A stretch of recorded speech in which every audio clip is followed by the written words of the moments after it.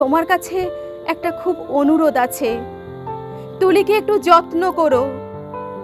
ও বেচারি বড় দুর্বল।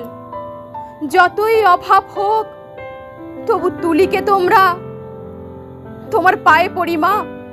তুমি বাবাকে বুঝিয়ে বলো তুলিকেও যেন আমার মতন আরামের জীবনে না পাঠায়।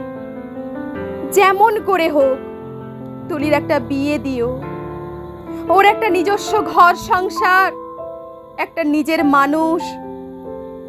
আর যদি কোনো রকমই ওর বিয়ে দিতে না পারো, ওকে বলো গলায় দড়ি দিয়ে মরতে। মরলেও ও বেঁচে যাবে।